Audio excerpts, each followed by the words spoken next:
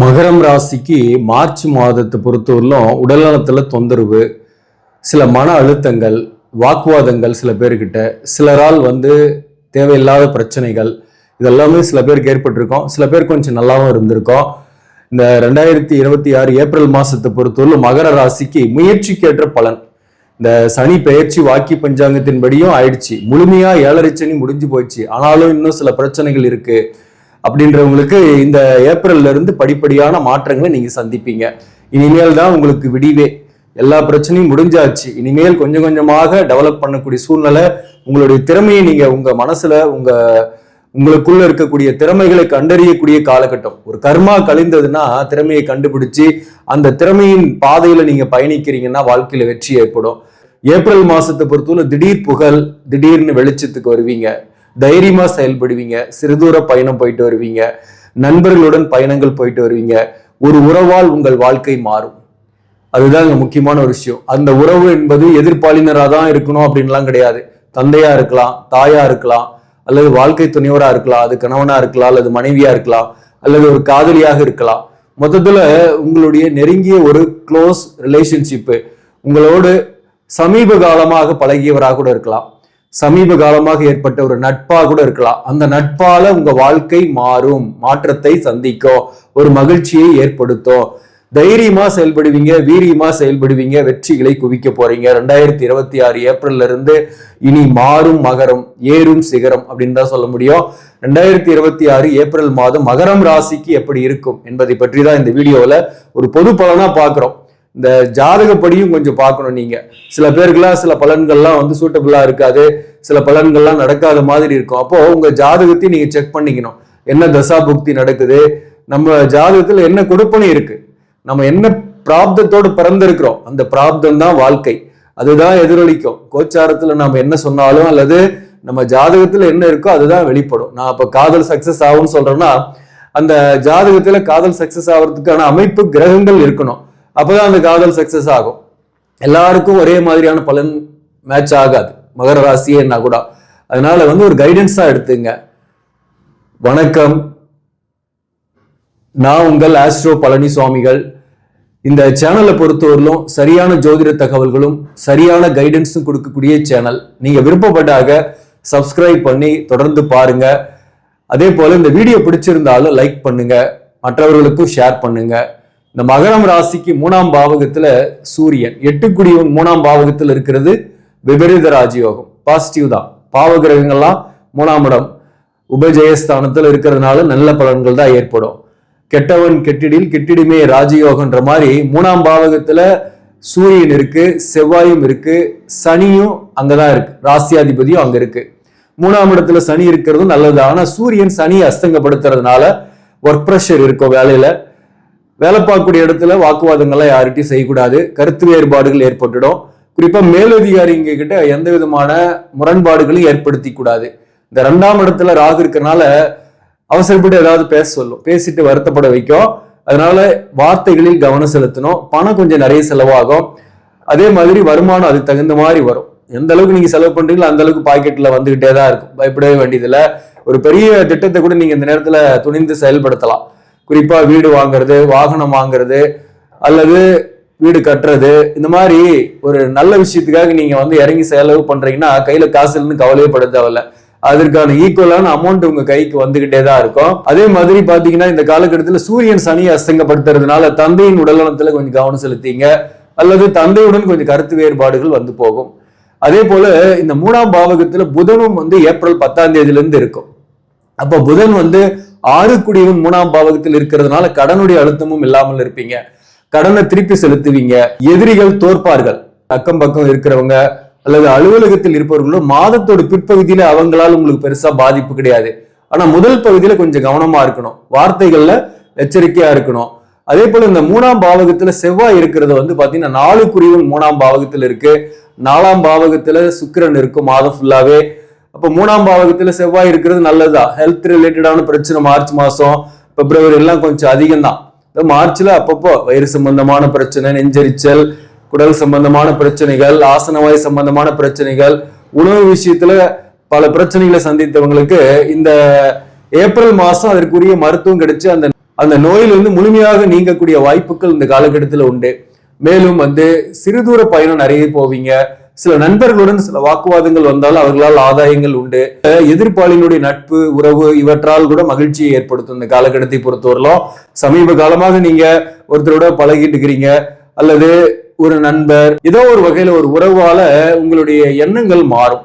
அதாவது negative mind இல்லாத நினைச்சு கவலைப்பட்டுட்டு இருக்கிறது, அதே போல இது நடக்காதோன்ற பயம், எதிர்கால வாழ்க்கையை பற்றிய பயம், இதெல்லாம் உங்க மனசை விட்டு விலக போகுது. அதாவது மனசு சரியா இருந்தா உடம்பு நல்லா இருக்கும், உடம்பு மனசும் சரியா இருந்தா வாழ்க்கை நல்லா இருக்குன்ற பழமொழி போலதான் வாழ்க்கையில நம்ம மனசை கரெக்ட் பண்ணக்கூடிய காலகட்டம். அந்த மனசை கரெக்ட் பண்றது உங்களுடைய காதலியா கூட இருக்கலாம், சில பேருக்கு நண்பனா இருக்கலாம், சில பேருக்கு தந்தையா இருக்கலாம், சில பேருக்கு தாயா இருக்கலாம், சில பேருக்கு நட்பு வகையில கூட இருக்கும். அது சமீப காலமா ஏற்பட்ட நட்பால கூட அவங்களுடைய நல்ல ஐடியாக்கள் நல்ல கைடன்ஸால உங்களுடைய எண்ணங்கள் மாற்றங்கள் ஏற்படும். ஒரு தன்னம்பிக்கை பெருக்கும், எதையும் நம்மளால சாதிக்க முடியும்ன்ற எண்ணங்கள் வரும். உங்களுடைய தனித்திறமையை அவங்க அடையாளம் காட்டுவாங்க. அதன் மூலம் நீங்க அதை மேலும் கத்துக்குவீங்க. அதன் மூலம் உங்களுக்கு தொழில் ஒண்ணு அமையும். அந்த தொழிலால வருமானம் கூடுதலாக கிடைக்கும். ஒரு நிரந்தர வேலை கிடைக்கும். டெம்பரவரியா வேலை பார்த்துட்டு இருக்கிறீங்க அரசு பணியில அப்படின்றவங்களுக்கு கூட வரக்கூடிய ஜூன் மாசத்துல இருந்து ஒரு நிரந்தரமாகறதுக்கு வாய்ப்பு உண்டு. இந்த இனிமேல் வரக்கூடிய காலகட்டத்துல சொல்றேன்.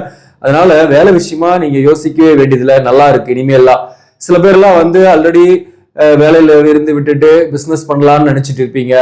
பிசினஸ் பண்ணாலையும் உங்களுக்கு ஒரு முன்னேற்றம் உண்டு. உங்க ஜாதகத்துல அந்த பிசினஸ் பண்றதுக்கான கொடுப்பனை இருக்கான்னு நீங்க பாத்துக்கணும். என்ன தசாபுக்தி நடக்குதுன்றதெல்லாம் பாத்துக்கணும். எந்த தொழில் செஞ்சா நம்ம இம்ப்ரூவ் ஆகுன்றத பாத்துக்கிட்டு செயல்படணும்.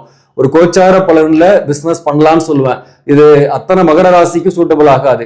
பிசினஸ் பண்ணக்கூடியவர்களுக்கு யாருக்கு அந்த கொடுப்பனை இருக்கோ அவங்களுக்கு இது சூட்டபிளா இருக்கும். அரசு பணிக்கு போகக்கூடியவங்களுக்கு அரசு தேர்வு எழுதுறீங்கன்னாக உங்களுக்கு அதுல வெற்றி அடையக்கூடிய வாய்ப்புகள் உண்டு.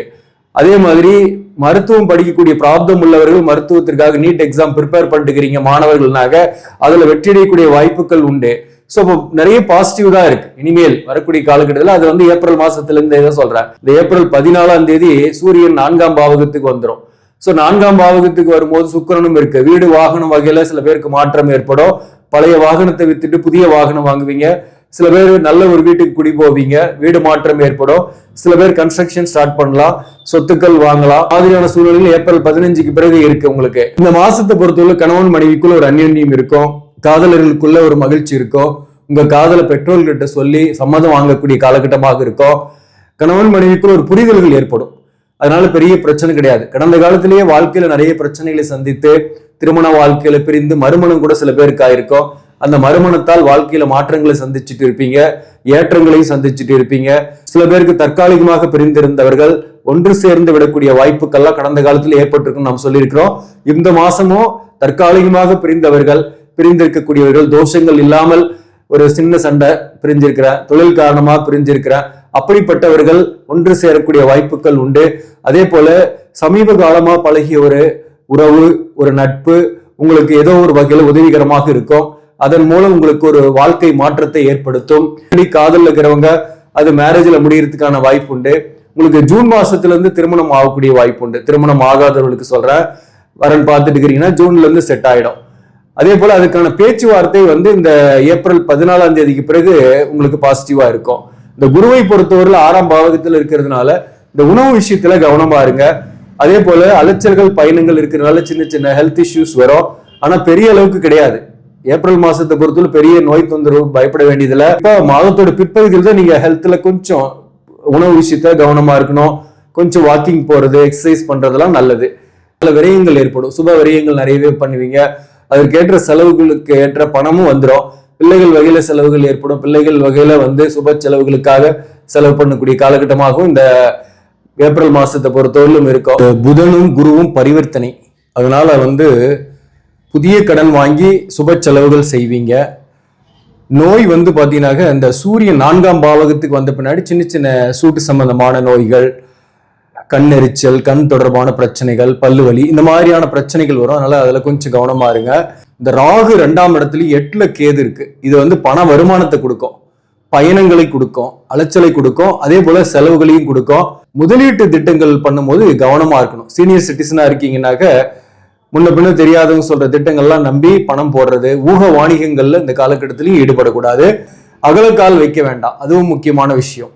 இந்த மாதத்தை பொறுத்தவரையிலும் எந்தெந்த தொழில் சிறப்பாக இருக்கும் அப்படின்னாக்க விவசாயம், மருத்துவம், சேல்ஸ் அண்ட் மார்க்கெட்டிங், ஆசிரியர் பணியில் இருப்பவர்கள், முக்கியமாக அக்கௌண்ட்ஸு, ஆடிட்டிங், நிர்வாகம், அரசியல் இருப்பவர்கள், அரசு பணியில் இருப்பவர்களுக்கெல்லாம் ஆஸ் யூஷுவல் இன்கம் வந்துக்கிட்டு தான் இருக்கும். சொந்த தொழில் செய்கிறவங்களும் ஓரளவுக்கு இந்த காலகட்டத்தில் நல்ல வருமானத்தை பெறக்கூடிய காலகட்டம். நிதி நிலைமையை பொறுத்தவரையிலும் புதிய கடன் வாங்குறதுல கொஞ்சம் எச்சரிக்கையா இருங்க. புதிய கடன் வாங்கக்கூடிய வாய்ப்பும் ஏற்படும் சுப செலவுகளுக்காக. அதே போல வருமானம் வந்தாலும் நிறைய எக்ஸ்பென்சஸும் இருக்கும். அது சுப விரயங்களாக தான் இருக்கும், நெகட்டிவ் கிடையாது. உத்திராடம் 2ஆம் பாதம், 3ஆம் பாதம், 4ஆம் பாதத்துல பிறந்தவங்களுக்கு புதிய கடன் வாங்கி சில சுப செலவுகளை செய்வீங்க. உத்திராடம் நட்சத்திரத்தில் பிறந்தவர்களுக்கு கணவன் மனைவிக்குள் பெரிய கருத்து வேறுபாடுகள் இல்லை. இந்த மாதத்தை பொறுத்தவரையிலும் தற்காலிகமாக பிரிந்திருந்தவர்கள் சேரக்கூடிய வாய்ப்புகள் உண்டு. ஒரே வீட்டில இருந்து தனித்தனியா இருக்கக்கூடியவர்கள், மகிழ்ச்சியற்று இருக்கக்கூடியவர்களுக்கு மகிழ்ச்சியான சம்பவங்கள் ஏற்படும். பிள்ளைகள் வகையில பெருமையோ, பிள்ளைகள் வகையில மகிழ்ச்சியோ இந்த காலகட்டத்தில் ஏற்படும். உத்திராட நட்சத்திரத்தில் பிறந்தவர்களுக்கு புதிய வேலை வாய்ப்பு தேடக்கூடியவர்களுக்கு வேலை வாய்ப்பு மாதத்தோட இறுதியிலிருந்து கிடைக்கும். அதே போல உத்திராட நட்சத்திரத்தில் பிறந்தவர்களுக்கும் இந்த காலகட்டத்துல ஒரு எதிர்பாலினர் உறவோ அல்லது ஒரு முக்கிய நண்பர் ஒரு உறவால் வாழ்க்கை மாற்றம், வாழ்க்கையில் ஒரு நல்ல விஷயத்துக்கான பாதையில திரும்புறது, புதிய பாதையில திரும்புறது போன்றவை ஏற்படும்.